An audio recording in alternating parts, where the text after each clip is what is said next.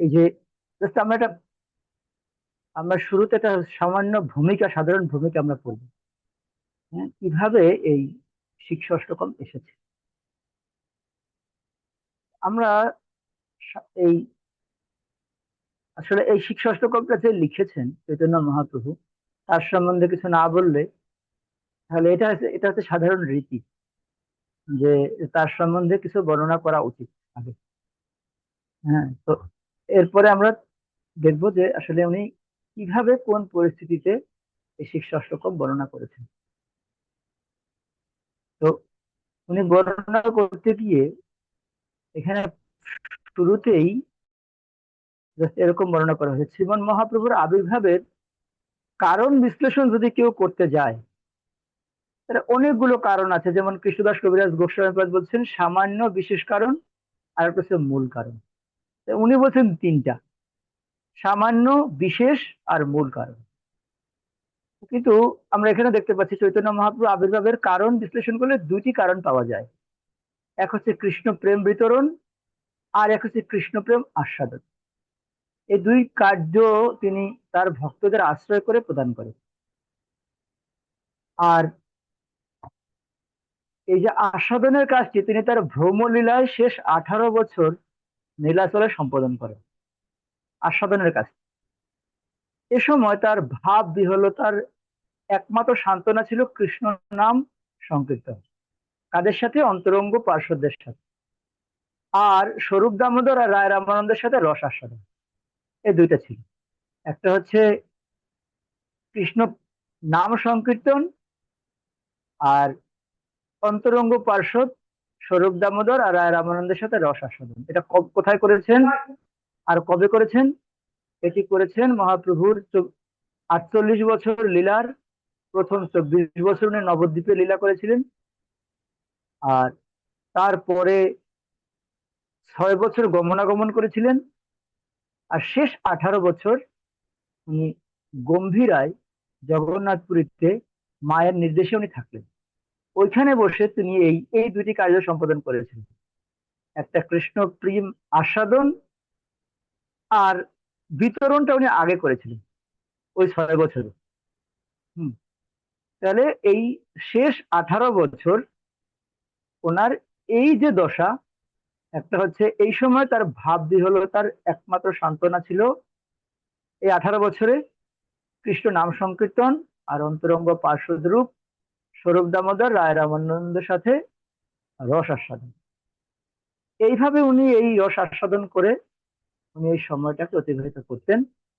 আর এই সময় তিনি এই এ ভাব বিহ্বলতার প্রকাশ স্বরূপ উনি এই শিক্ষা অষ্টকম রচনা করেন। এই সম্বন্ধে বর্ণনা করা হচ্ছে যে উনি যে এই এই যে শিক্ষা অষ্টকম রচনা করেন, কিভাবে উনি করেন এখানে বলছেন। মানে উনি কিভাবে তখন সময়টাকে অতিবাহিত করছিলেন সেই সম্বন্ধে বলছেন যে উনি আহ এরকম করতেন তখন, মানে যখন সাধারণ ভক্তদের সাথে তিনি নাম সংকীর্তন করতেন, আর অন্তরঙ্গ ভক্ত স্বরূপ দামোদর আর রায় রামানন্দের সাথে রস আস্বাদন। তো কৃষ্ণদাস কবিরাজ গোস্বামী পাদ লিখছেন, স্বরূপ রামানন্দ এই দুই জনার শনে রাত্রি দিনে রস গীত শ্লোক আস্বাদনে নানাভাবে উঠে প্রভুর হর্ষ শোক রোষ দৈন উদ্বেগ আরতি উৎকণ্ঠা সন্তোষ। তার এমন ভাব হতো এই স্বরূপ দামোদর আর রায় রামানন্দের সনে উনি রাত্রি দিনে রসগীত আর শ্লোক আস্বাদন করতেন। আর এই আস্বাদন করতে করতে তার ভাব হতো কিরকম, নানাভাবে উঠে প্রভুর হর্ষ, একদম চিৎকার করে করে হাসতেন, কখনো কখনো শোক করতেন, আর কখনো কখনো রোষ করতেন, আর দৈন উদ্বেগ আরতি উৎকণ্ঠায় থাকতেন। সেই সেই ভাবে নিজ শ্লোক পড়িয়া শ্লোকের অর্থ আস্বাদয়ে দুই বন্ধু লইয়া। মানে এখানে স্বরূপ দামোদর আর রামানন্দকে রায়কে কৃষ্ণদাস কবিরাজ গোস্বামী পাদ বলছেন এরা তখন তার দুই বন্ধু ছিলেন, স্বরূপ দামোদর আর রায় রামানন্দ। কোনো কোনো দিন শ্রীমদ ভাগবতের শ্লোক আস্বাদন করে তিনি সারা দিন সারা রাত কাটাতেন। Just আস্বাদন করতেন, কিন্তু পড়তেন না। হ্যাঁ, আস্বাদন করা মানে হচ্ছে, আমাদের কৃষ্ণদাস কবিরাজ গোস্বামী পাদ উদাহরণ দিচ্ছেন, যখন কেউ রান্না করে, রান্না করার পরে টেস্ট করে, টেস্টটা কেমন হয়েছে, মানে ভগবানকে ভোগ লাগানোর পর, এটাকে বলে আস্বাদন। মানে সবাই গ্রহণ করতে পারবে, এই গ্রহণ করার মতো যোগ্য হয়েছে, সেটাকে বলা হচ্ছে আস্বাদন। হ্যাঁ, এখন এখানে বলছেন কখনো কখনো আহ ভগবত শ্রীমদ ভাগবতের শ্লোক আস্বাদন করে সারাদিন সারা রাত কাটাতেন। এভাবে নানা ভাব বিহ্বলতার যখন মধুর লীলা সংবরণের সময় আসে, তখন করুণার অবতার শ্রীকৃষ্ণ চৈতন্য মহাপ্রভু তার শিক্ষার সার একটি শ্লোক স্তবক জীবকে দান করে যায়। যখন এইরকম আস্বাদন করতে করতে যখন ভাব বিহ্বল হয়ে উঠতেন, সে ভাব বিহ্বল অবস্থায় তিনি এই যে বেদের বেদগোপ্য সমস্ত শিক্ষার সার, শিক্ষা অষ্টক, এ জগৎকে দান করেন। এই স্তবকের নাম আছে শ্রী শিক্ষা অষ্টক। শ্রীমদ ভাগবতে কৃষ্ণবর্ণ শ্লোকে একটা শ্লোক আছে, কৃষ্ণবর্ণম তিসা কৃষ্ণ সাঙ্গ উপাঙ্গ অস্ত্র পার্ষদম যজ্ঞই সংকীর্তন প্রযোজন্তি সুমেধস। সেই শ্লোকে সূত্র আকারে যে নাম যজ্ঞের কথা বলা হয়েছে, তারই অনবদ্য ভাষ্য হচ্ছে এই শিক্ষা। হ্যাঁ, কৃষ্ণবর্ণ অতিশা কৃষ্ণ সাঙ্গ উপাঙ্গ অস্ত্র পার্ষদম যজ্ঞই সংকীর্তন, এই যে সংকীর্তন যজ্ঞের কথা বলা হয়েছিল, সেই নাম সংকীর্তন যজ্ঞের কথা বলা হয়েছিল, তারই অনবদ্য ভাষ্য হচ্ছে এই শিক্ষাষ্টক। আর এই শিক্ষাষ্টক মহাপ্রভুর মুখ পদ্ম বিগলিত এই অষ্টক থেকে অমৃত ধারা নিরন্তর বর্ষিত হচ্ছে, তাই জীবের কৃষ্ণ প্রাপ্তির উপায়। হ্যাঁ, এই শিক্ষাষ্টকম ছাড়া চৈতন্য মহাপ্রভু রচিত আর দুটি মাত্র শ্লোক রূপ গোস্বামী পাদের পদ্মাবলিতে দেখা যায়, যার মেধা, বিদ্বত্তা, রচনা শৈলী তখনকার সময়ে আহ, পণ্ডিত মন্ডলীর হৃদকম্পন হতো এই এই লেখা দেখে। মানে এই যে মহাপ্রভুর বিগলিত এই অষ্টক, তার এই এটি দেখে পণ্ডিতগণ হতবিহ্বল হয়ে যেত। আর দিগ্বিজয় পণ্ডিতের বিজয়পত্র তিনি নিজে নিজে দিয়ে দিতেন, আবার কাউকে কাউকে তিনি পরাজিত করে ফেলতেন। এই যে বিজয়পত্র তৃণখণ্ডের মতো তিনি উড়ে দিয়েছিলেন, সে মহাপ্রভু, যিনি বড় বড় পণ্ডিতদেরকে চুরি মেরে পরাজিত করতেন, সেই মহাপ্রভু আর কোনো গ্রন্থ রচনা করেননি। কেউ প্রশ্ন করতে পারে, তাহলে ভগবান তো জগতে আসে, তিনি লীলা করেন, আস্বাদন করেন এবং এই জগতের জন্য কিছু রেখে যান, উনি আর কিছু করেননি কেন? তার উত্তরে শিক্ষা অষ্টকমের এই কয়টি শ্লোকের মধ্যেই খুঁজে পাওয়া যায়। কি পাওয়া যায়? যেমন, যা জানতে পারলে সব জানা হয়ে যায়, তাকে যদি এক স্থানে পাওয়া যায়, তবে আর বহু স্থানে বিচরণ করার কি প্রয়োজন? যদি এই শিক্ষা অষ্টকমের মধ্যে সবকিছু পাওয়া যায়, তাহলে বহু স্থান ঘুরে আর কি লাভ? সেজন্য চৈতন্য মহাপ্রভু আর বহু স্থানে যাতে বিচরণ করতে না হয়, কেন, যদি সেই যথার্থ বস্তুকে পাওয়া না যায়, যদি তার মহাপ্রভু যা দিতে চান সেটা যদি এক স্থানে পাওয়া না যায়, তাহলে বহু স্থানের প্রয়োজন হয়। কিন্তু যদি এক স্থানে পাওয়া যায়, তাহলে বহু স্থানে বিচরণ করার কি দরকার? সেজন্য তিনি আর কোনো রচনা করেন। আবার দেখা যায় কি, সাধন ভজনের জন্য জীবের যা প্রয়োজন, যা একমাত্র প্রয়োজন, এবং যা পেলে সব পাওয়া হয়ে যায়, সেই নাম প্রেমের মালা এই 8টি শ্লোক গ্রন্থকারে রচনা করেছেন চৈতন্য মহাপ্রভু। এ জগতে তিনি অন্তর্ধানের পূর্বেই গম্ভীরায় কেঁদে কেঁদে প্রেমাশ্রু অশ্রুসিক্ত হয়ে এ জগৎকে দান করেছেন। তাহলে যদি উনি যে প্রেম রূপ মালা উনি বিতরণ করতে আসলেন, নাম প্রেম মালা, তাহলে যদি সেটা এক জায়গায় পাওয়া যায়, তাহলে আবার বহু শাস্ত্র রচনা করার কি প্রয়োজন আছে? হ্যাঁ, তো সেজন্য উনি আর রচনা করলেন। এখন আমরা দেখতে পাই যে এই যে শিক্ষা অষ্টকমের এই যে ভজন স্তর সম্বন্ধে বর্ণনা করা হয়েছে, হ্যাঁ আমি যেটা বলছিলাম আপনাদের, কেউ বর্ণনা করেছেন ভজনের স্তর সম্পর্কে, কেউ বর্ণনা করেছেন এটাকে আমাদের আলাদা আলাদা আত্মা প্রভাব সম্পর্কে, আবার কেউ কেউ বর্ণনা করেছেন এটাই হচ্ছে জীবের সাধ্য সাধন তত্ত্ব, এই শিক্ষা অষ্টকম। হ্যাঁ, এই যে বর্ণনা করেছেন, তো এই বিভিন্ন জন বিভিন্ন ভাবে বর্ণনা করেছেন। আমরা এখন দেখবো যে এই শিক্ষা অষ্টকমের ভজন স্তরটা কিরকম বর্ণনা করেন। শ্রী রূপ গোস্বামী পাদ তার ভক্তিরসামৃত সিন্ধু গ্রন্থে উম, উনি 1, 4, 15 এবং 16 নম্বর শ্লোকে উনি বলছেন যে এই ভজন স্তরগুলোর বর্ণনা করেছেন শিক্ষা অষ্টকমের 8টি শ্লোক।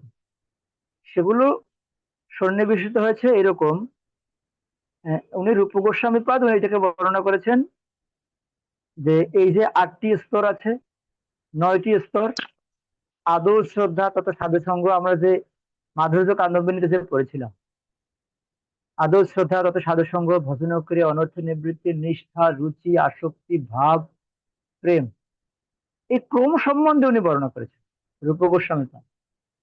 তো প্রথমেই আমরা দেখতে পাচ্ছি শ্রদ্ধা,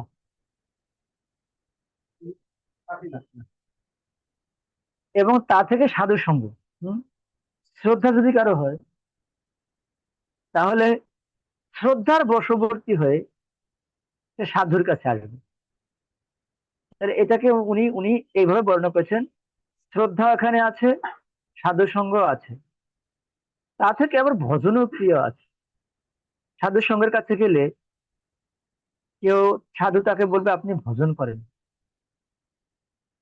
এই যে ভজন ক্রিয়া আছে। এরপরে উনি বলছেন যে না, এখানে অনর্থ নিবৃত্তিও আছে।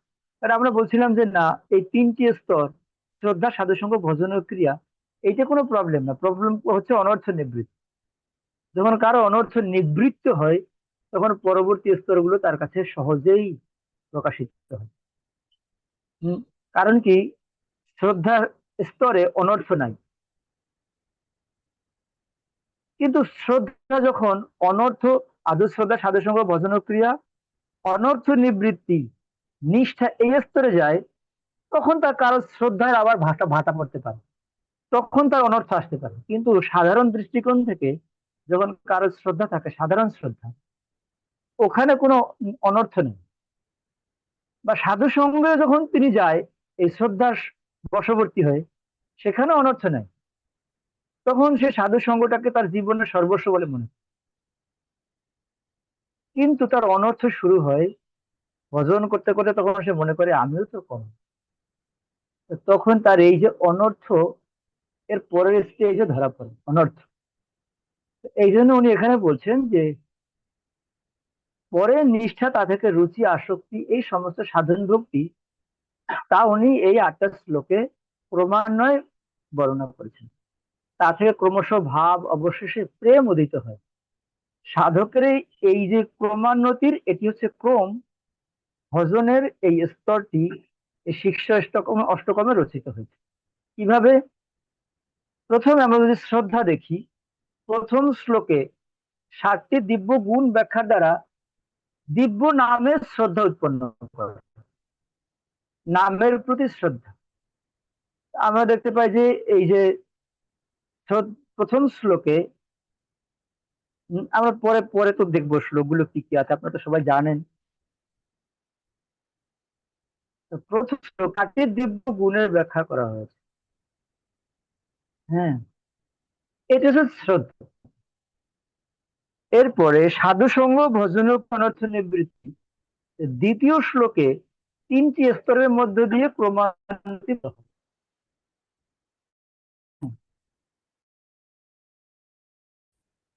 এই যে ত্রিলোকে এই পাওয়া যায় সাধু সঙ্গ, এটা দ্বিতীয় শ্লোকে আছে। এই শ্লোকে সর্বশক্তি সম্পন্ন দিব্য নাম কীর্তনকে সর্বশ্রেষ্ঠ সাধন হিসেবে তার উপর গুরুত্ব আরোপ করা হয়েছে, এবং মহাপ্রভু বলছেন তিনি এখানে সমস্ত শক্তি অর্পণ করেছেন। হুম। এবং এটি সযত্নে নাম অপরাধ সমূহ পরিহার করে করার কথা স্মরণ করিয়ে দেয়। হম। সেই জন্য এটাকে বলা হচ্ছে সাধু সঙ্গ ভজন ক্রিয়া অনর্থ নেই। এরপরে নিষ্ঠা বলা হয়েছে এই শ্লোকে। 3 নম্বর শ্লোকে নিষ্ঠা প্রাপ্ত ভক্তের অকৃত্রিম বিনয় ভাব প্রদর্শিত হয়। হ্যাঁ, 3 শ্লোকে এটা পাওয়া যায় নিষ্ঠা। আবার 4 নম্বর শ্লোকে রুচি পাওয়া যায়। 4র্থ শ্লোকে উনি বলছেন ন ধনম ন জনম, এটা বলতে গিয়ে উনি বলছেন 4র্থ শ্লোকে কৃষ্ণ ভক্তির উন্নতি সাধনের শক্তি অভিব্যক্ত হয়েছে। নামের রুচিপ্রাপ্ত ভক্ত সকল জড় বিষয়ের প্রতি সম্পূর্ণরূপে আকর্ষণ হারিয়ে ফেলে, হারিয়ে তিনি নামের প্রতি রুচি লাভ করেন। সেজন্য 4 নম্বর শ্লোকটাকে রুচির সাথে তুলনা করে। হুম। আর এরপরে 5 নম্বর শ্লোকে আসক্তি বলা হয়েছে। 5ম শ্লোকে শ্রীকৃষ্ণের প্রতি ওই নন্দ তনুজ, হে নন্দের নন্দন, আমি তোমার নিত্য কিঙ্কর হয়েও সকর্ম বিপাকে ভব সমুদ্রে পতিত হয়েছি। আমি এখানে সকর্ম বিপাক, এখানে তোমার কোনো দোষ নাই, আমার কর্মফল জনিত কারণে সকর্ম বিপাকে আমি পড়েছি, আমি এই ভব সমুদ্রে পতিত হয়েছি। সেই জন্য এখানে বলছেন 5ম শ্লোকে শ্রীকৃষ্ণের প্রতি স্নেহাসক্তিপূর্ণ ভক্তের শ্রীকৃষ্ণের প্রতি অন্তর উচ্চারিত ক্রন্দনের শব্দচিত্র অঙ্কিত হয়েছে। যেটা আসক্তি, যে ওনার যে এই যে ভক্ত যিনি এই নামের রুচি লাভ করার জন্য জড় বিষয় ত্যাগ করেন, সেই ভক্ত ত্যাগ করার পর তার ভগবানের প্রতি তার যে আসক্তিটাকে উনি ব্যক্ত করছেন, যে আমি এই জড় জগতের প্রতি, যে হে নন্দন নন্দন আমি তোমার নিত্য কিঙ্কর, এটা আমি বুঝতে পেরেও আমি এখন আসক্ত হয়ে পড়েছি। যেভাবে ভক্তিবিনোদ ঠাকুর উনি লিখছেন যে উম, এখনো বুঝিনু প্রভু তোমার চরণ, আমি এখনো বুঝতে পারিনি।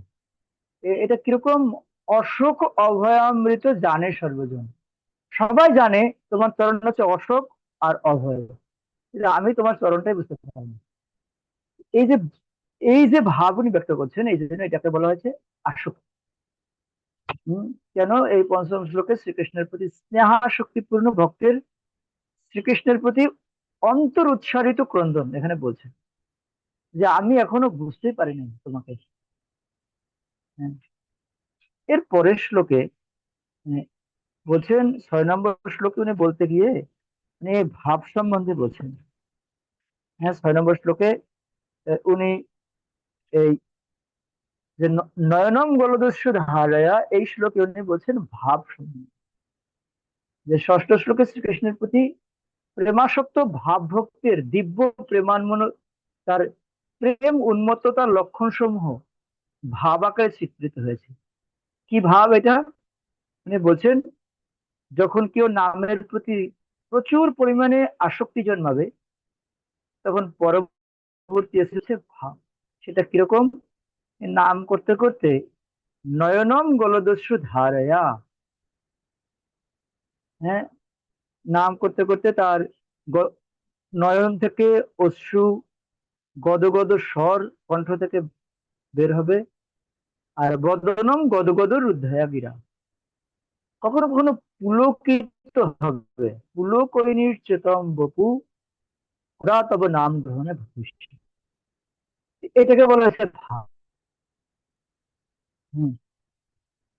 এই যে ভাব এখানে বলছেন, আমরা পরবর্তীতে এই সম্বন্ধে ব্যাখ্যা করব। শুধুমাত্র আমি জাস্ট এক একজন আচার্য এটাকে যে ভ্যারাইটি ভাবে ব্যাখ্যা করেছেন, তা আমরা জাস্ট হিংস দিচ্ছি এখানে। হম।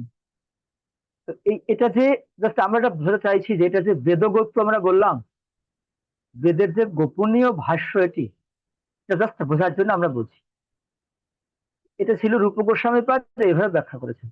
এবারে 7 নম্বর শ্লোকে উনি বলতে গিয়ে, উনি 7 নম্বর শ্লোকটাকে উনি যুগায়িতম নিমেষণ শ্লোকে উনি বলছিলেন যে বিপ্রলম্ভ প্রেম। কেন বিপ্রলম্ভ প্রেম? কারণ হে গোবিন্দ, তোমার অদর্শনে আমার নিমেষ সমূহ যুগপৎ বোধ হচ্ছে। মানে যুগপৎ, একটা চোখের পলককে আমার মনে হয় যেন যুগ, এক যুগ বলে মনে হচ্ছে। হুম। তাই এই যে গোবিন্দ বিরহ, এটাকে সন্তপ্ত প্রেমী ভক্তের বেদনা বা বিভিন্ন হৃদয়ের ভাব প্রকাশ হয়েছে। এই জন্য এটাকে বিপ্রলম্ভ প্রেম বলা হয়। যে আমি, আমার এই যে এক নিমেষকে এক যুগ বলে মনে হচ্ছে। এক যুগ মানে 12 বছরের মতো মনে হচ্ছে, একটা চোখের পলক। আর চোখ শুধু মেঘের মতো অশ্রু বর্ষণ করছে। এই সমস্ত জগৎ এখন আমার কাছে শূন্যবৎ বোধ হচ্ছে। এটাকে বিপ্রলম্ভ বলতে গিয়ে বিরহজনিত প্রেম বর্ণনা করা হয়েছে, যেটাকে বলে বিপ্রলম্ভ প্রেম। মানে এখন আমার আর এই জগতে বেঁচে থাকা কঠিন হয়ে যাচ্ছে, এটাকে বলা হয় বিপ্রলম্ভ। হুম। এবারে ঠিক 8 নম্বর শ্লোকে রূপ গোস্বামী পাদ বলছেন এটা হচ্ছে সম্ভোগ প্রেম। সম্ভোগ প্রেম মানে 8ম শ্লোক একজন প্রেমী ভক্তের প্রার্থনা, যিনি তার হৃদয় বল্লভ প্রভুর প্রত্যক্ষ সান্নিধ্য, উনি সংযত তিক্ত মধুর দিব্যানন্দ আস্বাদন করেছেন। যদি সে তাকে গ্রহণ করেন তাতেও সমস্যা নাই, যদি তিনি তাকে ত্যাগ করেন তাহলেও সমস্যা নেই। এরকম প্রেমী ভক্তের উনি হৃদয়ে নিংড়ানো তার ভাবের কথা উনি ব্যক্ত করছেন। এই জন্য রূপ গোস্বামী পাদ এটাকে সম্ভোগ প্রেম বলে বলছে। হম। আমরা পরবর্তীতে এই রূপ গোস্বামী পাদের যে এই ব্যাখ্যা, এটা আমরা পরে দেখব। এবারে আমরা আবার পরবর্তীতে দেখবো যে এরপরে যে এই যে এই শ্লোককেই আবার ছিল বিশ্বনাথ চক্রবর্তী পাদ ঠাকুর, উনি আবার আলাদাভাবে ব্যাখ্যা করেন। হুম। উনি এই বিশ্বনাথ চক্রবর্তী পাদ ঠাকুর এই ক্রমকে আরো বিস্তার করে এরূপ বর্ণনা করেছেন। হ্যাঁ, কি উনি বলছেন, সত্যং কৃপা মহোৎসেবা শ্রদ্ধা গুরু পদাশ্রয় ভজনেশু স্পৃহা ভক্তির অনর্থ উপগত স্তম্ভ নিষ্ঠা রসির তথা শক্তি প্রেমার্থ দর্শনম হরে মাধুর্য অনুভাব ইত্যার্থ স অচ্যুতা দর্শন। উনি বলতে চাইছেন যে শ্রদ্ধা না হলে কোনো কাজের প্রবৃত্তি হয় না। তাই শ্রদ্ধাকে ভজনের স্বরূপ বা ভজনের প্রথম স্তর রূপে রূপ গোস্বামী পাদ নির্ণয় করেছিলেন। শ্রদ্ধা শব্দে বিশ্বাস করে সুদৃঢ় নিশ্চয়। এবার সগুণা জীবের হৃদয়ে নির্গুণা শ্রদ্ধা এমনিতে উদিত হতে পারে না। মানে প্রত্যেকটা জীবের মধ্যে গুণ সম্বন্ধিত শ্রদ্ধা রয়েছে। আমরা দেখছিলাম ভক্তিও 3 গুণের হয়, সত্যগুণের, রজগুণের, তমগুণের। তাই বিশ্বনাথ চক্রবর্তী বা ঠাকুর বলছেন যে এই গুণ সম্পন্ন জীবের হৃদয়ে নির্গুণা শ্রদ্ধা এমনিতে উদয় হতে পারে না। সেজন্য শ্রদ্ধার পূর্বেও কোনো নির্গুণা বস্তুর স্পর্শ আবশ্যক। এই শ্রদ্ধা যে উদয় হবে তার পূর্বে কোনো করুণা লাগবে। কি করুণা লাগবে? তাই বিশ্বনাথ চক্রবর্তী বা ঠাকুর শ্রদ্ধার পূর্বে নির্গুণা বস্তু, সাধু কৃপা বা সাধু সেবা, এই 2টি স্তরকে স্বীকার করেছেন। উনি বলছেন শ্রদ্ধা হবে কিভাবে? শ্রদ্ধা তৈরি হতে পারে কোন সাধুর কৃপায়, বা কোনোভাবে যদি সাধু সেবা করার সুযোগ হয় তাহলে শ্রদ্ধা হবে। কেন শ্রদ্ধা হতে পারবে না? কারণ যুক্ত জীবের হৃদয়ে নির্গুণা শ্রদ্ধা উদয় হতে পারে না। সেটা উদয় হওয়ার জন্য ছিল বিশ্বনাথ চক্রবর্তী বা ঠাকুর বলতে চাইছেন 2টা জিনিস লাগবে, একটা হচ্ছে সাধুর কৃপা লাগবে বা সাধুর সেবা করার সুযোগ পেতে হবে। উদাহরণ দিচ্ছেন, যেমন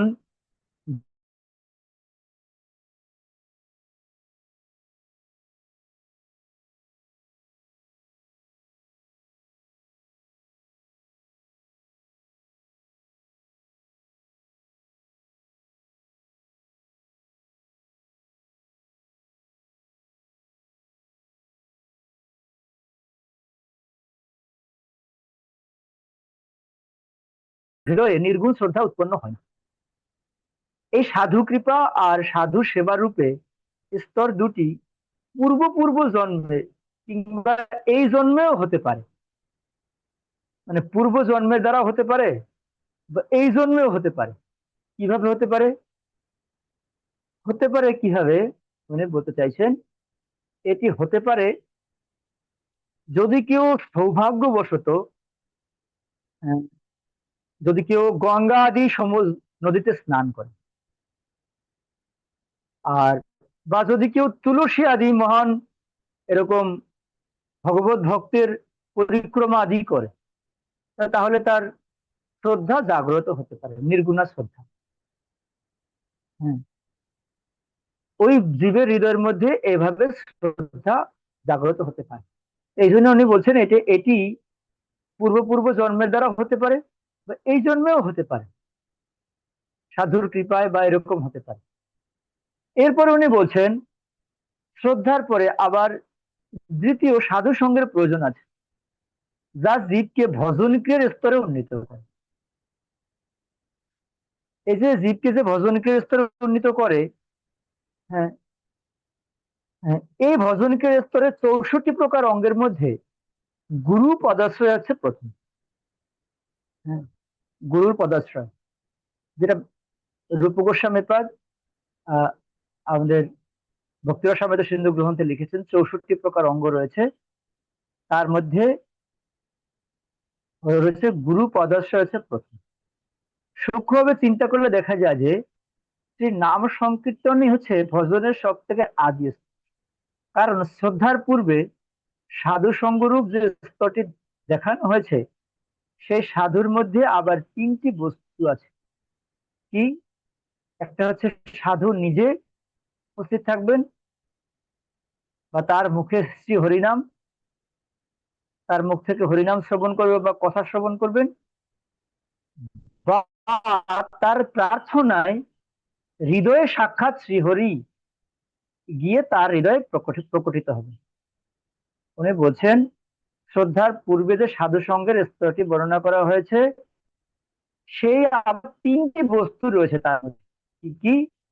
সাধু নিজে উপস্থিত থেকে তার মধ্যে শ্রদ্ধার উদয় করিয়ে সাধু সঙ্গ দান করতে পারেন সাধু নিজে, বা এছাড়া হতে পারে সাধুর মুখ থেকে হরিকথা শ্রবণের মাধ্যমে। আর না হলে যদি দুইটাই না হয়, সাধু নিজে উপস্থিত না থাকে, হরিকথাও না শ্রবণ করে, হৃদয়ে সাক্ষাৎ শ্রীহরিকে তিনি দান করতে পারেন। হ্যাঁ, বা সাধুগণ অন্যের জন্য প্রার্থনা করতে পারেন। যেমনটা আমরা শুনছিলাম যে আমাদের শ্রী শ্রীমদ জয়প্রতাপ স্বামী গুরু মহারাজ বলছিলেন যে মধ্যপ্রাচ্যে এখন যুদ্ধ চলছে, তোমরা কি প্রার্থনা করেছো তাদের জন্য? এইভাবে হ্যাঁ, শ্রদ্ধার পরে যে সাধু সঙ্গ,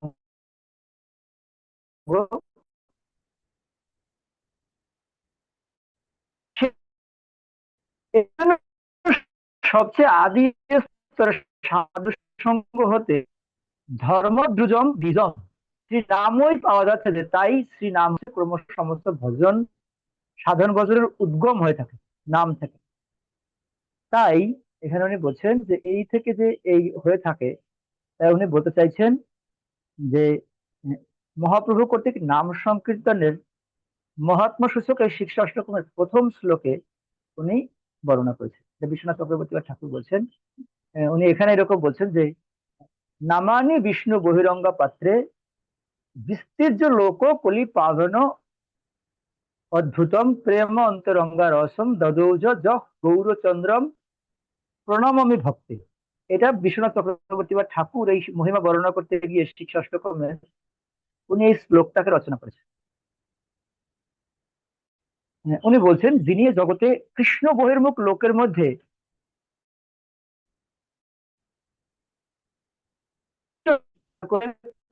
পাবন হয়েছিলেন, আর যার অন্তরঙ্গ জনকে প্রেম ভক্তি রস প্রদান করেছিলেন, এবং আমি সেই গৌরচন্দ্রকে প্রেম ভক্তি সহকারে পান।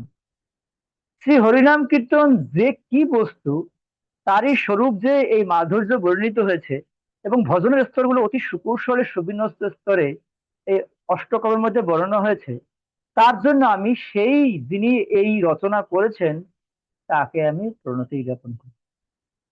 এটি বিশ্বনাথ চক্রবর্তী বা ঠাকুর, উনি এই রচনার পূর্বে উনি বলেছেন, মহাপ্রভুকে উনি বলছেন। তো আমরা এখন দেখতে পাচ্ছি যে একটা দেখলাম আমরা বিশ্বনাথ চক্রবর্তী বা ঠাকুর, একটা দেখলাম আমরা রূপক আছেন, আর একটা আমরা যেটা বলছিলাম যে এই যে আহ, অষ্টকালীন লীলার সাথে উনি ব্যক্ত করেছেন, এটাকে শেষে অন্তিম এসে ছিল জীব গোস্বামীর পাদ উনি বর্ণনা করেন। তো আমরা এই এইভাবে ওনারা এই তিনজন, ওনারা চৈতন্য মহাপ্রভুর লীলা সম্বরণের পরে ওনারা এই তিনজনে এই শিক্ষা অষ্টকমকে এইভাবে ব্যক্ত করেছেন। তো এছাড়াও ওনাদের পরবর্তীতে অনেকে এটাকে ব্যক্ত করেছেন, তো ওটাকে আমরা প্রমাণ হিসেবে নিচ্ছি না।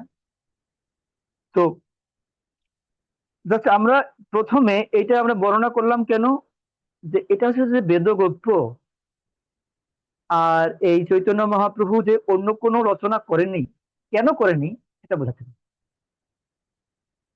যে যেখানে এই কেবলমাত্র 8টা শ্লোকের মধ্যে সবকিছু পাওয়া যাচ্ছে, তাহলে এত কিছুর মধ্যে যাওয়ার দরকারটা কি?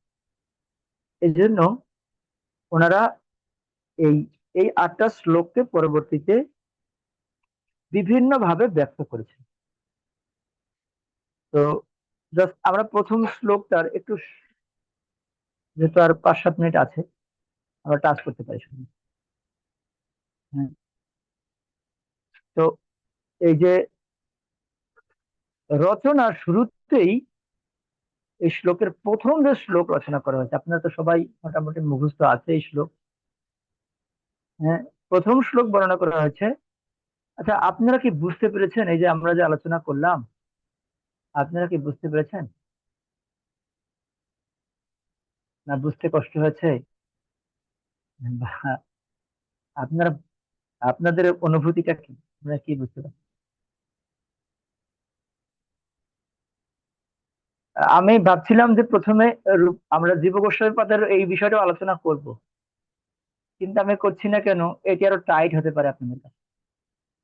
আমার মনে আছে আমি অনেক আগে একবার, আপনাদের মনে আছে কিনা, একদিন একটা আমরা আলোচনা করেছিলাম যে অষ্টকারের লীলা সম্বন্ধে আমরা সংক্ষেপে কিছু আলোচনা করেছিলাম কখনো, আমার যতদূর মনে পড়ে। আপনাদের মনে আছে কিনা আমি জানি হ্যাঁ না। বাবু, করেছে। হ্যাঁ। তো এই রূপ গোস্বামী পাদ, উনি আহ, উনি মানে জীব গোস্বামী পাদ উনি এই 8টা শ্লোককে রাধা কৃষ্ণের যে অষ্টকালীন লীলা আছে সেই লীলার সাথে উনি ব্যক্ত করেছেন। হ্যাঁ। আর আমরা বললাম ছিল রূপ গোস্বামী পাদ ব্যক্ত করেছেন, আমরা যে মাধুর্য কাদম্বিনীতে যে ভক্তির যে ক্রম পড়েছিলাম, আদর শ্রদ্ধা থেকে প্রেম পর্যন্ত, তো উনি উনি বলছেন এই 8টা শ্লোক এভাবে বলছেন। আর ছিল বিশ্বনাথ চক্রবর্তী পাঠ, যেহেতু উনি হচ্ছেন রসাচার্য, উনি বলতে চাইছেন যে এখানে উনি একদম সমস্ত কিছু দিয়ে দিয়েছেন, বেদের সব জ্ঞান এই শ্লোকের মধ্যে দিয়ে দিয়েছেন। এই জন্য আর ওনাকে আর অন্য কিছু ব্যক্ত করতে হয়নি। মহাপ্রভু আরো অনেক রচনা করেছিলেন, কিন্তু ওনার রচনা শৈলীগুলো উনি জগদানন্দ পণ্ডিতের সাথে তর্ক করে সব গঙ্গায় ফেলে দিয়েছেন, ছিঁড়ে ফেলে দিয়েছেন। তো কারণ জগদানন্দ পণ্ডিত উনি মহাপ্রভুকে সবসময় মধুর ভাষ্যে কটাক্ষ করতেন। হ্যাঁ, মধুর ভাষ্যে কটাক্ষ করতেন মানে এটাকে বলা হয় প্রেম দ্বিচারিতা। প্রেম দ্বিচারিতা মানে হচ্ছে মহাপ্রভু উনি মনে করে আমি হচ্ছে সন্ন্যাসী, জগদানন্দ পণ্ডিত ভাবে তুমি হচ্ছে ভগবান। ভগবান কি বর্ণ আশ্রমের মধ্যে পড়ে? তাহলে তুমি আবার কেমন ভগবান? আরে ভগবান কি আবার সন্ন্যাসী হয় না? ভগবান কি বর্ণের মধ্যে পড়বে? বর্ণের মধ্যে শ্রেষ্ঠ হচ্ছে সন্ন্যাসী আশ্রমের মধ্যে। তা তুমি কি বর্ণ আশ্রমের মধ্যে পড়ো? তা তুমি আবার কিসের জন্য দণ্ড ধারণ করেছো? এই জন্য দণ্ড ভেঙে ফেলে দিয়েছে। আবার তুমি এ জগতে আচরণ করে শিক্ষা দিতে এসছো, তুমি আবার শাস্ত্র লিখবে কেন? তুমি আচরণ করে জগৎকে শিখাবে, তাহলে তুমি আবার শাস্ত্র কেন রচনা করছো? এই জন্য চৈতন্য মহাপ্রভু জগদানন্দ পণ্ডিতের প্রতি, যাতে জগদানন্দ পণ্ডিত তাকে রোষ করবেন, এই জন্য উনি ছিঁড়ে ফেলে দিয়েছেন, না লাগবে না। আর উনি কেবলমাত্র আমাদের জন্যই 8টি শ্লোকে রেখে গেছেন। হুম। এখন প্রশ্ন হচ্ছে, মহাপ্রভু লিখলেন না, কিন্তু উনি আস্বাদন করলেন। হ্যাঁ, কেন করলেন তাহলে? উনি লিখেন নাই, কিন্তু আস্বাদন করছেন এই জন্য, যাতে এ জগতের বদ্ধ জীব, এই যে আমরা শুরুতে পড়ছিলাম গীতা ভাগবতকে, যে মহাপ্রভুর মতমিদম তত্র আদর নব, এটা মহাপ্রভুর মত, এবং এই শাস্ত্রকে তারা যাতে আদর করে, এই জন্য উনি এই শাস্ত্রগুলোকে নিজে আস্বাদন করেছেন। আর আস্বাদন করেছেন মানে এরকম, আহ, এই যে আমাদের এই যারা যারা এই, আমি আপনাদেরকে পড়ে শোনালাম, যে বিশ্বনাথ চক্রবর্তী পাদ ঠাকুর ছিল, জীব গোস্বামী পাদ, তারপরে এই যে আহ, ছিল সনাতন গোস্বামী পাদ, বা আমাদের গোস্বামীগণ, এই শাস্ত্রগুলোকে তারা কিভাবে নিয়েছিলেন। এই যে মহাপ্রভু যে ভাগবত শ্রবণ করেছেন,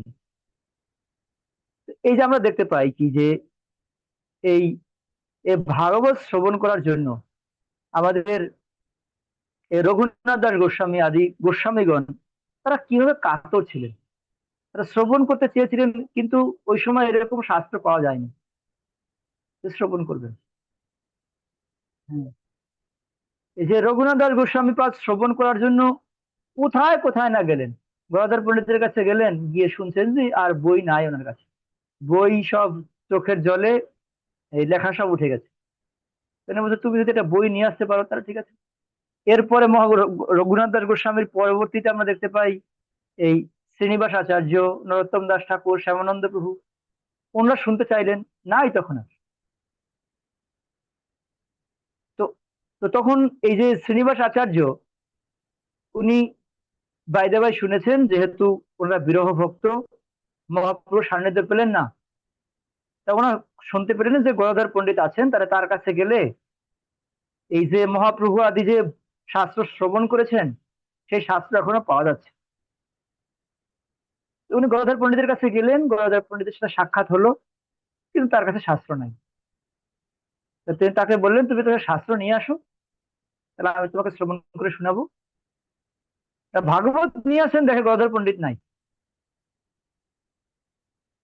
শাস্ত্র নিয়ে এসেছেন, এসে দেখে গদাধর পণ্ডিত দেহ লীলা সম্বরণ করেছে। আচ্ছা, এবারে তাহলে বাইরে ভাই শুনেছেন না, রূপ সনাতন আছে, তার কাছে গেলে শোনা যাবে। রূপ সনাতনের কাছে গেছেন, শাস্ত্র নিয়ে দেখে রূপ সনাতনের নাই। তখন এরকম শাস্ত্রে বর্ণনা পাওয়া যায় যে তখন এই শ্রীনিবাস আচার্য কান্না করছেন, আরে এরকম কি জগতে কেউ নাই যে যার কাছে আমি একটা শাস্ত্র শুনতে পাবো। হুম? তা আমরা কৃষ্ণ লীলাও দেখতে পাই কি, ভগবান লীলা সম্বরণের পূর্বে উদ্ধবকে রেখে গেলেন। উদ্ধব, যদি ব্রজবাসীরা আবার আমার কথা শুনতে চায়, তাহলে শুনবে কার কাছ থেকে? তো তুমি থেকে যাও, তুমি একটু ওদেরকে বলবে। তো গোবর্ধন আপনারা যারা পরিক্রমা করেছেন বা যারা গেছেন, একটা স্থান আছে উদ্ধব উদ্ধব কুণ্ড। হম। আমরা এরকম পাওয়া যায় শাস্ত্রে যে উদ্ধব কুণ্ড আকারে আছেন বা লতা গুল্ম আকারে উনি এই ব্রজে আছেন। কেন? উনি যে ব্রজবাসীদেরকে শিক্ষা দিতে এসেছিলেন, তার যে অহমিকা হয়েছিল, এটা উনি খণ্ডনের জন্য উনি ব্রজে থেকে গেলেন, যে আমি ব্রজবাসীদেরকে ভুল বুঝছিলাম, ব্রজবাসীরা আপনাকে এত ভালোবাসে, এটা আমি আমি মনে করছিলাম, আমি জ্ঞানের দ্বারা বুঝতে চেয়েছিলাম, তাই আমার এটা বোঝা ঠিক হয় নাই। তাই যদি আমি এই ব্রজে থেকে যাই, তাহলে ব্রজবাসীরা আমার বক্ষের উপর দিয়ে হাঁটবে, ব্রজবাসীর চরণের কৃপায় আমি আমি হয়তো কিছুটা অনুভব করতে পারবো, তাই আমি ব্রজেই থেকে যাই। হ্যাঁ, তো সেই জন্য উদ্ধব ব্রজে থেকে গেলেন। ঠিক একই ভাবে, হ্যাঁ, এই মহাপ্রভুর লীলা শ্রবণ করার জন্য এই আচার্যগণ ওনারা ব্যাকুল ছিলেন। ওনারা শুনতে বিভিন্ন জনের কাছে গেলেন, কিন্তু শুনতে পাচ্ছিলেন, পারেন নাই। তো এরপরে এই শ্রীনিবাস আচার্য উনি বাইদা বাই শুনলেন যে জীব গোস্বামী আছে, তার কাছে গেলে শুনতে পাওয়া যাবে। হুম, তখন তার কাছে গেলেন, গিয়ে এই শাস্ত্র শ্রবণ করলেন। ঠিক জাস্ট আমার একটা বলার উদ্দেশ্যটা হচ্ছে যে এই যে আচার্যগণ এই মহাপ্রভুর অন্তিম এই যে ভাবধারাটাকে ওনারা বিভিন্ন ভাবে নিয়েছে। আর এই এই হচ্ছে শিক্ষা অষ্টকম। হ্যাঁ, আর এই শিক্ষা অষ্টকমকে তারা এক একজনকে এক এক ভাবে ব্যক্ত করেছে। আর ব্রজবাসীরাও আপনার আহ, এই যে ভাব, উদ্ধবের যে ভাব, সেই ভাব ওদের মধ্যে এখনো আছে। ওরা ওরা কোনো কিছু শুরু করলে উদ্ধব কুণ্ড থেকে গিয়ে শুরু করে, উদ্ধবের মতো যাতে আমাদের মৃত্যুও হয়। যে আমাদের আমরা ভগবানকে বুঝতে পারিনি, বা আমরা ভগবানকে খাটিয়ে নিয়েছি। ভগবান যিনি ছিলেন প্রেমাস্পদ, তাকে আমরা প্রেমের দ্বারা না বুঝতে পেরে আমরা তাকে আমাদের মতো করে বুঝতে গিয়ে আমরা তাকে বারবার আমাদের জীবন বাঁচানোর জন্য ব্যবহার করেছি। এটা আমরা ভুল করেছি। সেজন্য ওরাও উদ্ধবের মতো যাতে ওদের বৃত্তি হয়, সেজন্য ওরাও কোনো কিছু শুরু করলে উদ্ধবের কুণ্ড থেকে শুরু করে। হুম। এই জন্য আমাদের আচার্যগণ বিভিন্ন ভাবে এই শিক্ষা অষ্টকমকে ব্যক্ত করেছেন। জাস্ট আমরা চেষ্টা করব পরবর্তীতে অষ্টকম গুলোকে একটা করে পড়তে। আর কোনো প্রশ্ন থাকলে বলতে পারেন।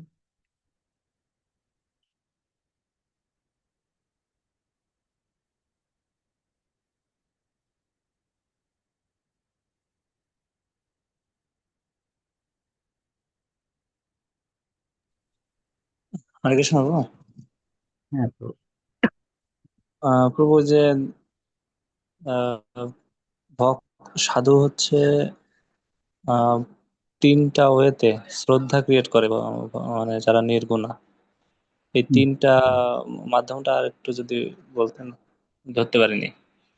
আহ, এখানে ছিল বিশ্বনাথ চক্রবর্তী বা ঠাকুর, উনি বলছেন যে গুণযুক্ত জীবের হৃদয়ে তো নির্গুণা শ্রদ্ধা উৎপন্ন হবে না কখনো। হ্যাঁ, সেই জন্য তাহলে উনি বলতে চাইছেন তাহলে কিভাবে শ্রদ্ধা উৎপন্ন হয়। তাহলে তাহলে নির্গুণা জীবের হৃদয়ে তো আর গুণযুক্ত শ্রদ্ধা উৎপন্ন হতে পারবে না।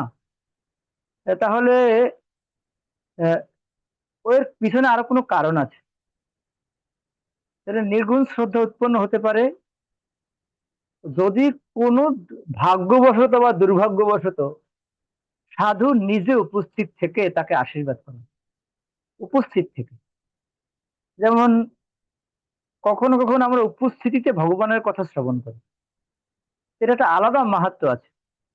যখন কোনো কথাকার, কোনো বক্তা ভগবানের কথা বলেন, আর যখন ইক্ষণ করেন বলতে গিয়ে, যেটাকে আমরা বলছি আই কন্টাক্ট, এই আই কন্টাক্টের দ্বারা তিনি চক্ষুর দ্বারা তার প্রতি করুণা বর্ষণ, এই যে দৃষ্টি নিক্ষেপের দ্বারা, এই জন্য সাধু নিজে উপস্থিত থেকে কৃপা করেন, বা তিনি উপস্থিত বা অনুপস্থিতিতে তার মুখে হরি কথা বা হরিনাম শ্রবণ, এভাবে তিনি কৃপা করেন।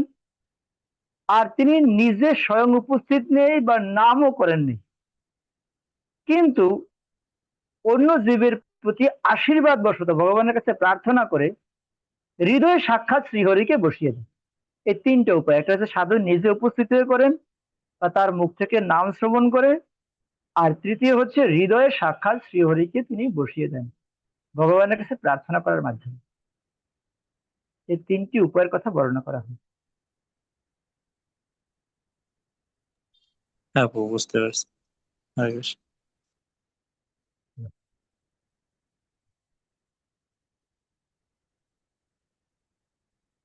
আর কোনো?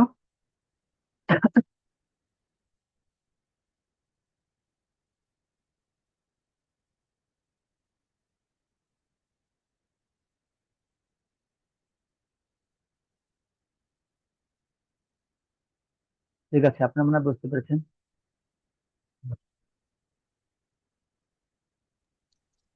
তো তো আপনি সুস্থ আছেন?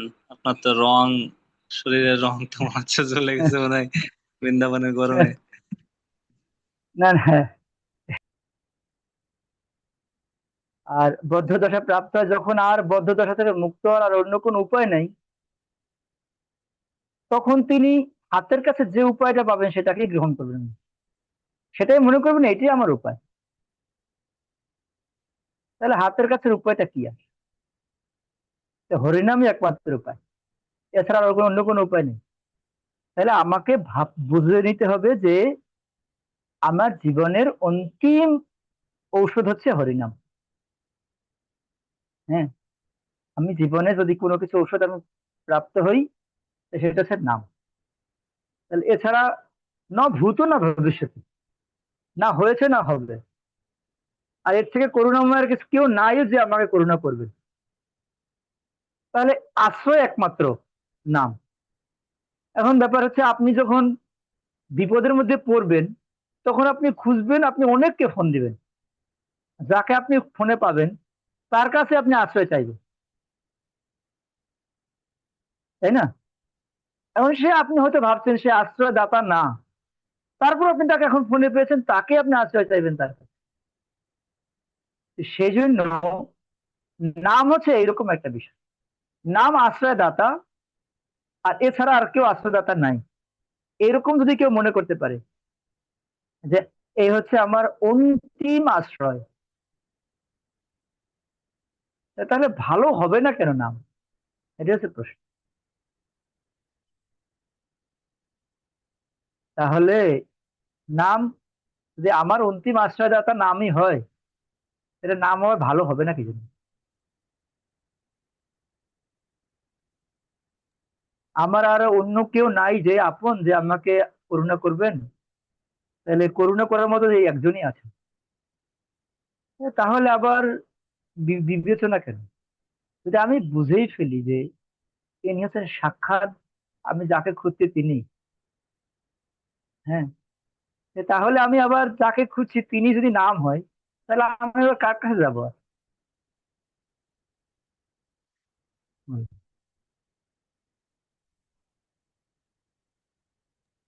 হুম, তো তো সেজন্য, হ্যাঁ, আচ্ছা, প্রভু বলছে তাহলে, ধরেন এরকম আকর্ষণ নামের প্রতি থাকার পরেও, ধরেন কিছু হ্যাঁ, কিছু পরিস্থিতি এমন আসে যে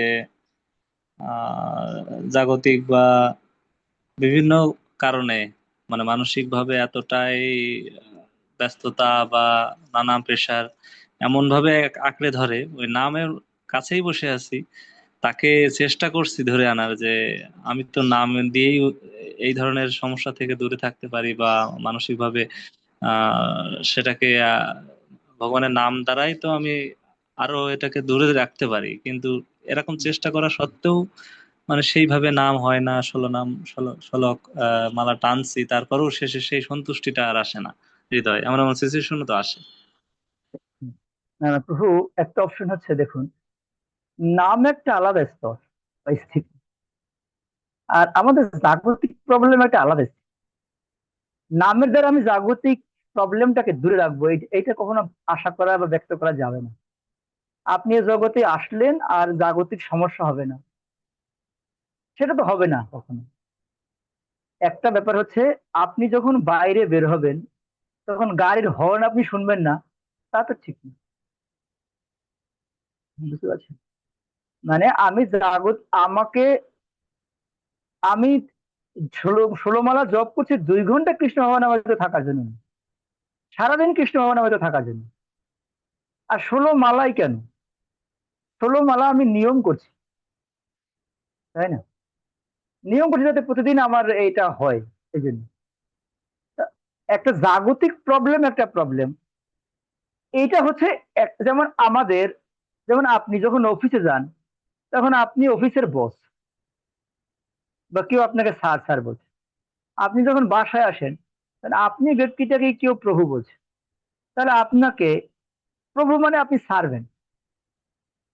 আপনি মনে করছেন, আপনাকে সে মনে করছে আপনি হচ্ছেন প্রভু, কিন্তু আপনি ভাবছেন আমি হচ্ছি ভগবানের দাস। আবার এই আপনি ব্যক্তিটা অফিসের হচ্ছেন বস, তাহলে আপনি কি দুইটা রোল প্লে করছেন না? আবার আপনি যখন বাসায় আসেন, স্ত্রী আপনাকে পতি ভাবছে না? বা সন্তান থাকলে কি আপনাকে বাবা বা কেউ এরকম ডাকছে না? হ্যাঁ, আপনি একজন ব্যক্তি, আপনার রোলটা এক একজন ব্যক্তির কাছে আলাদা আলাদা না? হ্যাঁ, এই যে আপনি একজন ব্যক্তির রোল আলাদা, তো জাগতিক রোলটা আলাদা আর পারমার্থিক অ্যাক্টিভিটিসটা আলাদা।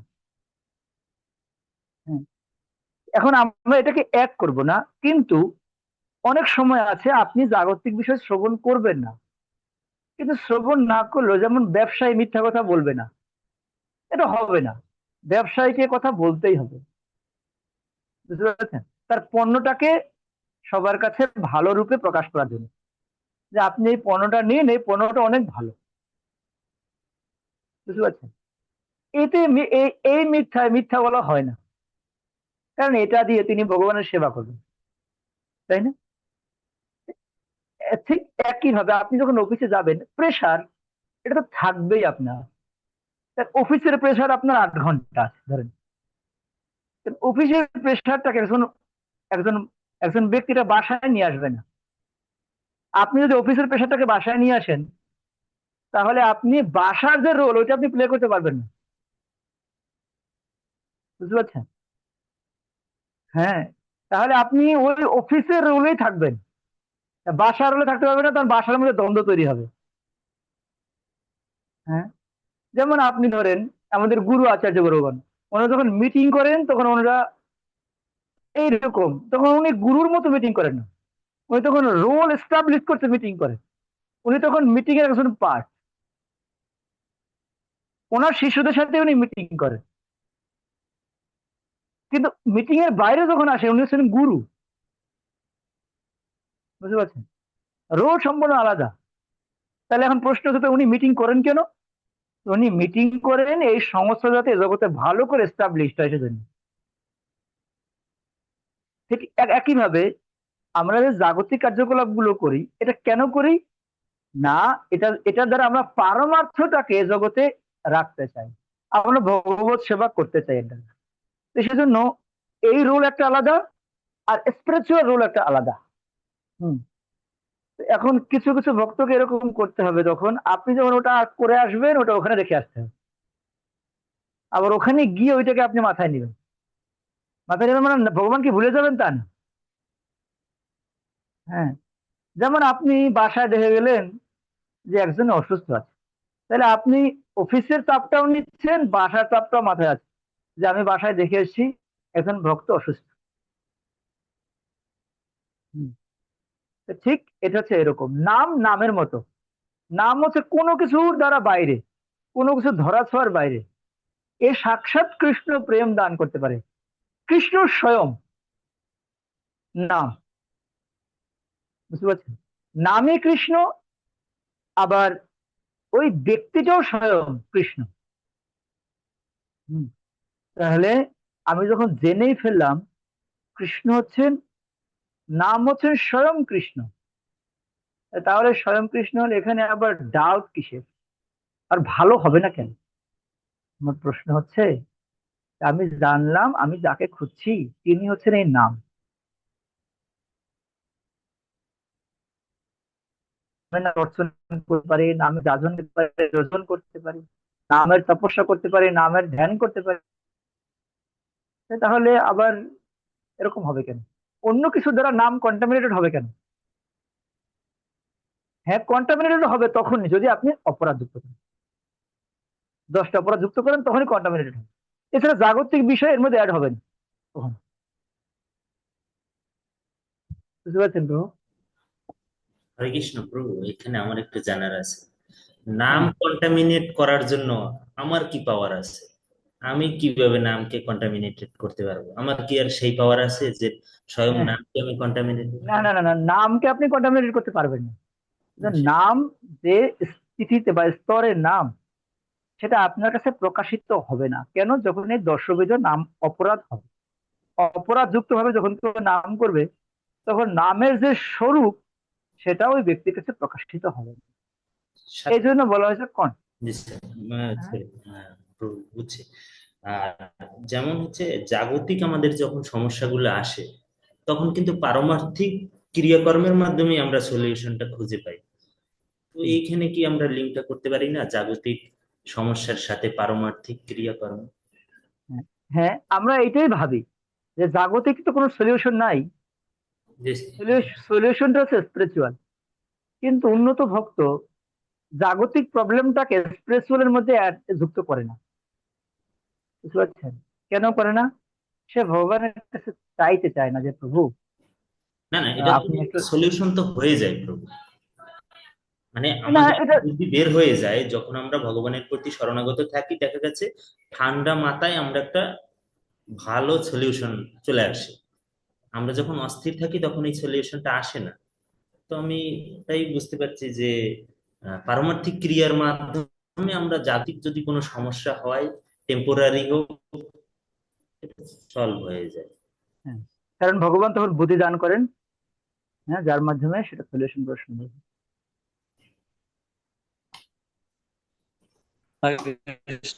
তো আমি হ্যাঁ, আর একটুখানি হ্যাঁ, বুঝতে পারছি, অনেক সুন্দর সবকিছুই, অনেক ক্লিয়ার হয়েছে। তো আর একটুখানি বিষয় একটু অ্যাড করি, মানে এটা জাগতিক বলতে একটা এক্সাম্পল দিই। ধরুন কারো শরীর খারাপ, বা আমার মায়ের ধরেন অসুস্থ হুম, খুব। এখন আমি নামের হুম, মাহাত্ম্য যতটুকু জানলাম, যে নামটুকু সেপারেট, বা নাম তো স্বতন্ত্র, নামকে আমরা সেইভাবে নিই এবং নেওয়া উচিত, এবং সেটা নেওয়ার চেষ্টা করছি। হুম, কিন্তু মা ধরেন অত্যন্ত অসুস্থ, সেটা হুম, আমার মাথায় সবসময় খুব চিন্তা বেঁধে আছে। এবার নাম করতে গেলে আমি জানি নামের মাহাত্ম্যটা বুঝতেছি, কিন্তু নাম করতে গিয়ে অটোমেটিক্যালি সেটা চলে আসতেছে, এবং সেটাকে হুম, আমি ভালোভাবেই চেষ্টা করতেছি, রিমুভ করার চেষ্টা পারছি না। এইভাবেই চলে গেল 16 মালা, একদিন 2 দিন চলে যাচ্ছে, আমি যুদ্ধ করতেছি নামের সাথে, আবার এই যে এই ধরনের চিন্তার সাথে। তো এই ক্ষেত্রে মানে এই প্রশ্নটা আমার এই কর্নার থেকে ছিল। বুঝতে পারছি। তো তখন ভক্ত নামের কাছে প্রার্থনা করে, দেখুন আমি আহ, এরকম ভাবছি, হয়তো আমার একটা ব্যাপার আছে, আমি শাস্ত্র দ্বারা একটা জ্ঞান লাভ করা, হ্যাঁ, তা আমি এই জ্ঞানই হলো, আমি বললাম যে নাম হচ্ছে সমস্ত প্রজাপতির বিষয় ধরাছোঁয়ার বাইরে, হচ্ছে স্থিতি উন্নত, এ হচ্ছে সম্পূর্ণ স্পিরিচুয়াল। কিন্তু আমার মন ভাবে কি, যেটা আমার মন একটা একটা সংবেদন খুঁজে মায়ের সুস্থতা। বুঝতে পারছেন? তখন মন অটোমেটিক্যালি সে ওই সংবেদনটা যায় নামের কাছে, যে সে ভাবে কি নাম এত পাওয়ারফুল, তাহলে আমি নামকে কেন বলছি না যে আমার মা সুস্থ হয়ে যাক। বুঝতে পারছেন? কারণ কি, আমরা তো যেহেতু জ্ঞানী হয়েছি, আমাদের অনুভব উপলব্ধ তো জ্ঞান হয়নি এখন। বুঝতে পারছেন? তো সেজন্য মন আমাদের কাছে বারবার ইনকোয়ারি করতে চায়, নক করে, তো তুমি কেন নামকে বলছো না, যে মা সুস্থ হয়ে যাক। তো এখন আমাদের এজন্য এটা এটা হয় হয় এই জন্য, যেহেতু আমাদের জ্ঞান আছে, কিন্তু বিজ্ঞান আমাদের নাই যে। বুঝতে পারছেন? আপনি যতই বলেন, এই যে আপনি শুনলেন, এটা যদি কেউ ভালো করে শুনে ফেলে যে নাম হচ্ছে স্বয়ং ভগবান, আর একটা বদ্ধ জীব ভগবানকে প্রাপ্ত হওয়ার জন্য কত কষ্ট করছে, তারা এত পরিশ্রম কেন? ভালো করে নাম করলেই তো হয়ে গেছে। এখন এই যে ব্যাপারটা স্বয়ং ভগবান, এটা যদি কেউ একদম হার্ড অ্যান্ড সোল নিয়ে ফেলেছে, নাম হচ্ছে স্বয়ং ভগবান, আর আমার কোনো আশ্রয়দাতা নাই এই জগতের সংসারে, তাহলে তো উনি, বাস, উনি তখনই মুক্ত হয়ে গেলেন। কিন্তু একজন ব্যক্তি আছেন যে না, উনি শুনলেন, বুঝতে পারলেন নাম হচ্ছে এরকম, আচ্ছা ঠিক আছে, কয়দিন থাকলো, আবার কয়দিন পরে ভুলে গেল, আবার তাকে বুঝতে হবে নাম ভালো হচ্ছে। কেন? আমরা যেহেতু জ্ঞানের স্তর দিয়ে অনুভব করছি, এই জন্য। তো বুঝতে পারছি, তা মন একটা সংবেদন দিতে চায়, তুমি যাও না কেন তার কাছে? সে তোমাকে একটু সুস্থ করে দিক।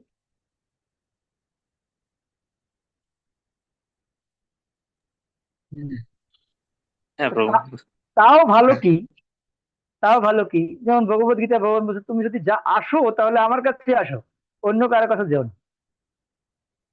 কিন্তু উন্নত স্থিতিতে এটাও ঠিক নেই, বুঝলো? যেমন ভগবত গীতায় এত কিছু বলার পরে শেষে এসে বললেন মাম একং শরণং ব্রজ, আর এই সমস্ত আশ্রয় কথা সব বাদ দিয়ে দাও। হ্যাঁ, সে এরকম। তো ঠিক আছে, যদি সেটাও হয়, হোক না, নামের কাছে তারপর আমরা প্রার্থনা করি না কেন? আমাদের অস্ত্রই একটা, ভক্ত অসুস্থ নামের কাছে প্রার্থনা, ভক্ত সুস্থ নামের কাছে প্রার্থনা, ভালো ভক্তি করতে হবে প্রার্থনা, তাও নামের কাছে। আমরা যাবো কার কাছে? হুম। কিন্তু নাম যাতে কোনোভাবে আমরা এরকম অনুভব না করি যে কয়দিন পরে আর ভালো হচ্ছে না, এরকম না হয়। আর কবে, এতদিন হয়ে গেছে, আর ভালো হবে কবে জানি।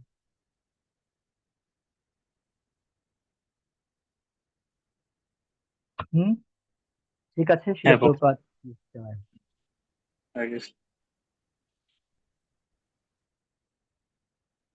ঠিক আছে, তাহলে এখানে থাক না।